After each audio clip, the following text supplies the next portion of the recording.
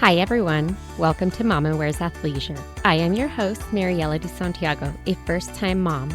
We focus on all things mom with tips to help make life easier and more organized for all you mamas out there.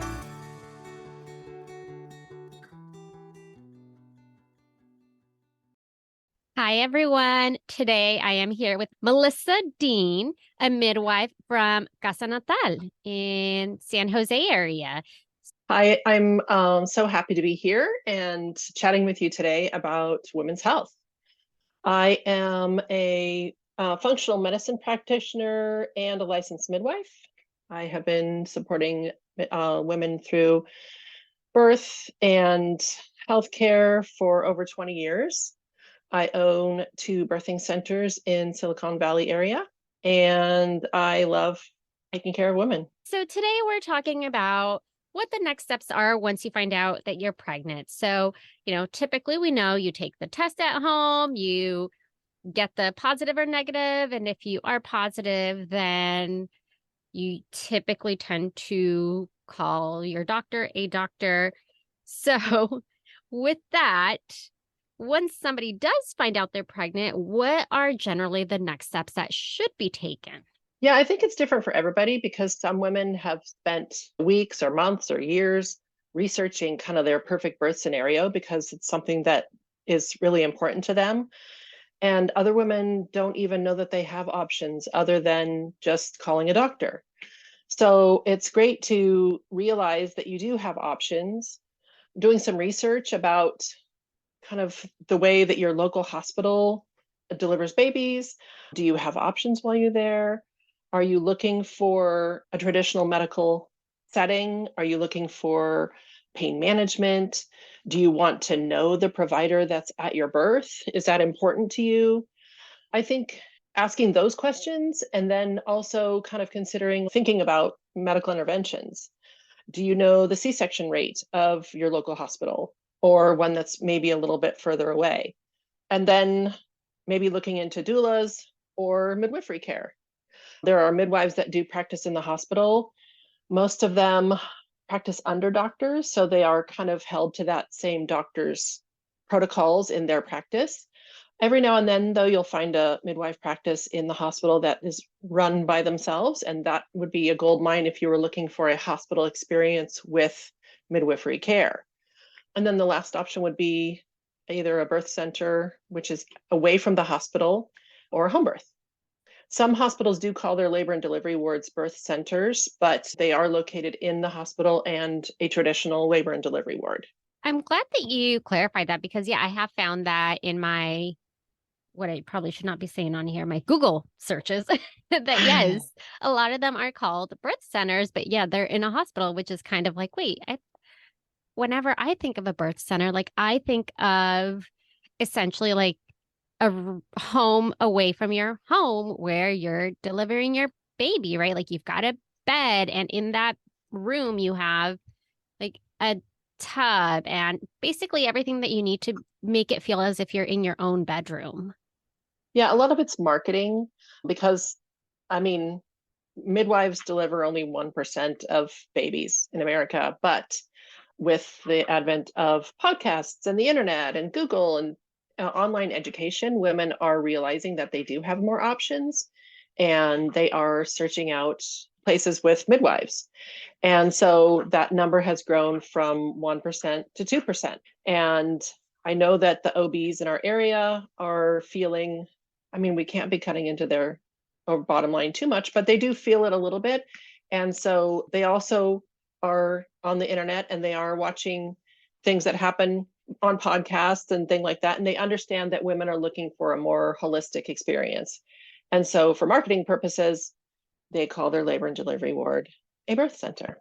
I know you kind of already mentioned some things to take into consideration, but what are some other bigger things to really think about when choosing a provider? Like, I mean, for me, right off the bat, I kind of think insurance, right? Like, which I think a lot of people probably will think, where do I go? Who's going to take my insurance that will give me the care I need? Yeah, I think insurance is definitely one of them. Understanding your insurance to me is first and foremost, because a lot of people don't really understand their insurance. We have much higher deductibles these days, and you also have what's called an out-of-pocket max. And looking at your policy, you may have, say, a $5,000 out-of-pocket max or a $5,000 deductible with an $8,000 out-of-pocket max, which means that you are going to pay $8,000 to have your baby in a hospital, or higher if your out-of-pocket max is higher than that. So talking to a midwife, asking if they bill insurance. Most of the midwives in our area are out of network, but we still bill insurance, and we can generally give you kind of an overview of what to expect your insurance to pay. Like, here's your deductible, here's what your insurance is expecting you to pay, here's what you can kind of expect to maybe get reimbursed back from your insurance. I think it's also important, in addition to insurance though, thinking about like, who's going to actually be at your birth? Is the doctor you're seeing in the hospital the one that's going to be at your birth? You love your doctor, they're super great, but are they going to be on vacation or even just off call? Because most OB practices now are quite large with 10 to 15 OBs, and they switch out throughout the month, and they're only on call for a few days each month, which means that you have a pretty slim chance of your actual OB being there. So asking those kind of questions, who's going to be allowed to be at your birth? What is the one-on-one time with your provider at your appointments? Are you going to get 5 minutes, 10 minutes, or are you going to be given 45 minutes at each appointment, which in our practice, we give everybody 45 minutes at each visit? Those are things that can make or break your care experience. Those of you listening, I do have my son in here, so you'll hear his sounds. So, what are some things that a mom should refrain from doing once they learn they're pregnant? I know for many of us, obviously, if you drink or do any sort of recreational use of that, we tend to know, I think most of us know that you can no longer do that. But what else are some things that like you just wouldn't have thought of until you go to do Go to your first something? appointment, yeah, and and then they give you the list of things you shouldn't do now that you're pregnant. Marchofdimes.org has a list of foods that you should avoid. Generally, it's raw meat, raw seafood, things that can carry bacteria. Unpasteurized dairy also carries bacteria, raw eggs. Those kinds of things can carry bacteria that can cause potentially serious, harmful developmental issues with your growing baby. So you want to either know the source of your seafood. If you caught it fresh and are making sushi that night because your husband is a sushi chef, that might be different than going to a sushi place in the middle of America where seafood comes from long distances. If you have chickens in your backyard and you gather the eggs and eat them fresh each day, if it's slightly undercooked, you're going to be safer than if you were buying it off the grocery shelf and you're not quite sure how long it's been in transit. Things like limiting caffeine, organic, wild caught, non-GMO foods are best. Seafoodwatch.org has a list of seafood that's safer in pregnancy. Fish that carry high amounts of mercury, because mercury can definitely have harmful effects on you and your growing baby. If you're on a budget, there is a list of the clean 15 and the dirty dozen for vegetables and fruits, things that you want to avoid. Ideally, buying organic and wild caught whenever possible. But if you're on a budget, sometimes that can cost a lot of money. So sticking to that clean 15 and the dirty dozen for foods that you can maybe buy less organic of the cleaner foods. You want to also consider your drinking water. A lot of us don't realize how contaminated some of our drinking water is.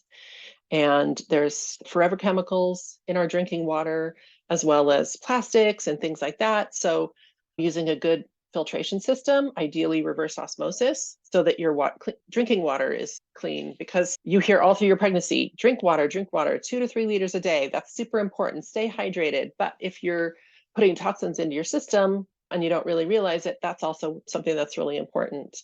Over-the-counter medications should be avoided when possible when you're pregnant. Just in general, there are some that are safer. You can always look up whether it's considered a class A, B, or C drug for toxicity. But they used to say that Tylenol was completely safe in pregnancy, and now there's studies that show that Tylenol excessive use, especially in pregnancy, causes developmental delays in babies. So if you can avoid those things, use only as needed. And then also prescription medications should be avoided unless it's something that you are considering the risks versus the benefits gained. Don't just always take your doctor's word for it. You might want to do some additional research or getting a second opinion on whether or not prescription medications are safe. Generally, lactation consultants are very well versed in medications that are safe in pregnancy and breastfeeding. So that's a great person to ask as well. Things like massages, chiropractic, acupuncture, all of those are safe in pregnancy as long as your provider has specific training for pregnant women. And there are many of these providers that specialize in pregnancy, and they can be super helpful throughout your pregnancy. Hi, everyone. It's your host, Mariella. I wanted to thank you for listening and share some ways to show your continued support. You can rate and review on Apple Podcasts or Spotify. Share the show with friends and family. Buy me a coffee to help with the financial cost of running a podcast. Follow me on Instagram at Mama Wears Athleisure. And finally, subscribe to my newsletter. Thank you for listening. I like that you mentioned the water because throughout the pregnancy, you're told to drink a lot more water. And then, of course, you end up peeing a lot more often. But aside from that, after you have your baby, if you choose to breastfeed, you need to drink a lot more water because you're just way more thirsty. And yeah, some people don't think about like where your water is coming from. If you're just going with tap water, not filtering it, or where it comes from. Water in water bottles, those plastic water bottles, if it sits in the sun, it's absorbing the BPAs from the plastic. So just being mindful of those kinds of things. I mean, obviously, we live in a developed country where we have access to clean drinking water versus other countries where they don't. But like I said, consider the best options possible and making as healthy choices as you can in the moment when you're making them. And then for anyone that is having morning sickness, what are some ways to help alleviate this side effect? Yes, morning sickness can be no fun at all.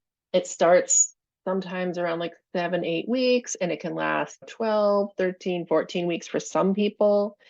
First of all, just considering eating what sounds good to you. Most people love the idea of carbs. And so eat carbs. That's fine. You don't have to necessarily eat all food groups in the first few weeks during morning sickness.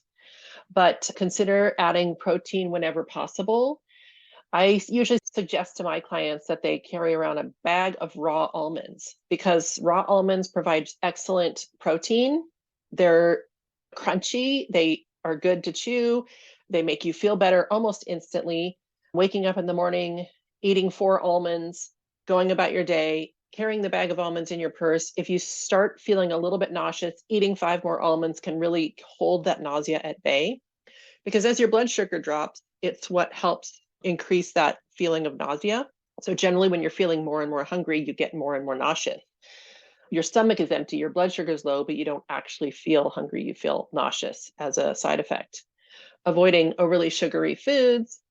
And even if you feel sick, try to make yourself eat. If you throw up, eat again, because that keeping that consistent level of blood sugar will help maintain overall well-being, and you'll feel so much better if you do that. Ginger candies, ginger capsules, like a capsule form of ginger is really great at helping with nausea and stomach upset. C-bands are something, it's acupressure. They're the little bands that you wear for seasickness. They have a little acupressure dot that lands on your wrist, and the acupressure is placed for nausea. So pressing on that little band when you feel sick can help alleviate nausea.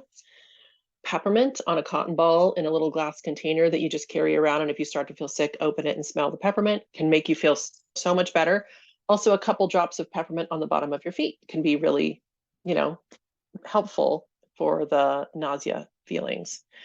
And then lastly, we usually suggest that our clients take, if they just, none of those things are helping, B6 and Unisom together every 8 hours, 25 milligrams of Unisom every 8 hours throughout the day and night can make a big difference too in how well they feel. So many ideas that I've, one, never heard of, and two, would have never even thought of. So I love these, especially for anyone that is going through them, because I've had friends that are like, "No, I don't know what to do. Nothing helps." Yeah, like exactly. Well, and when you feel sick, it's just normal to not eat because you're like, I'm going to throw up, so I'm not going to eat anything. And then it gets worse and worse. So not eating actually exacerbates the problem. That would make sense. And my last question, do you have any other tips, suggestions, or recommendations for next steps or ways to make this process easier and exciting and fun? I think, well, for most people, finding out you're pregnant is just super fun and exciting anyway. So I think understanding too expectations of timing of your first visit. A lot of people are super excited. They take their test. They're about 4 weeks along. Okay, what do I do now? And at 4 weeks, it's still a little bit early to come in and see anybody. Oftentimes, an OB's office will have you come in around 6 weeks to do a confirmation of pregnancy. I'm using air quotes here, which is basically a vaginal ultrasound to basically look at your baby and look for a heartbeat. However, understanding that a heartbeat at 6 weeks, it doesn't always necessarily mean you'll have a heartbeat at 8 weeks. So we usually chat with our clients about what they would like to do. Would you like to come in for an ultrasound at 6 weeks, or would you rather come in at 8 weeks, where we can do an abdominal ultrasound? You don't have to do the vaginal ultrasound. If you choose to wait till 9 weeks, we do your ultrasound and all your labs, genetic testing, all in one fell swoop. But yeah, just knowing that you even have options. So that's something we generally talk about when people first call us and say that they're pregnant, like, oh, I'm pregnant, what should I do? So learning that you just have options. If you don't want to have a vaginal ultrasound to confirm your pregnancy, that's totally your prerogative. But some providers won't let you say no, or they basically kind of shame you into doing what they want you to do. And it's always your option and your right to say no if it's something that you don't really want to do. Because I know for some women that is a little unnerving and unsettling to have that happen to them. I appreciate that you put the air quotes for confirm that you're pregnant, because when I took my test and I called, I was like, oh, I need to come in and do whatever I need to do to confirm I'm pregnant. And they were like, oh, well, did you take a test? I said, yes, I did. All right, well, you're pregnant. So then they just went ahead and scheduled me. I was like, wait, I thought I needed to come in and do everything that you guys, I don't know, need me to do. But yeah, Well, and I feel like it's also changes. Like I had somebody, what their first appointment was virtual, and it wasn't until like 12 weeks. 12 weeks, yeah. I mean, in 12 weeks used to be the norm. Back when I was having kids, 12 weeks was the norm. You would come in at around 12 weeks. They didn't do ultrasounds until much later than that, to basically do the anatomy scan and stuff like that. So it was a blood test or a urine test to confirm your pregnancy, and then you came in much later. So yeah, I think more and more OBs are doing the early visits with the ultrasounds and have you come back in 2 weeks for another ultrasound, because it's for billing purposes. They can bill your insurance quite a bit of money for each of those visits. And if you were to come in and not have either of those procedures, then they really can't bill for the office visit. Well, thank you so much. I appreciate you taking time and walking us through all of this and really giving us tips on what we can do for anyone that has morning sickness, things that you should probably avoid, and different websites to look into that you definitely wouldn't have thought of. Like I had never thought about like a massage until I scheduled one. I was like, wait, what? I can't have like a normal massage. So many things that you just don't think about. Well, my Thank you. pleasure. It was nice to chat with you. Thanks for your time as well. Thank you for listening. Tune in next week for our next episode. You can find us on Instagram for more updates and tips. Be sure to subscribe wherever you listen to your podcasts and give us a review if you like us.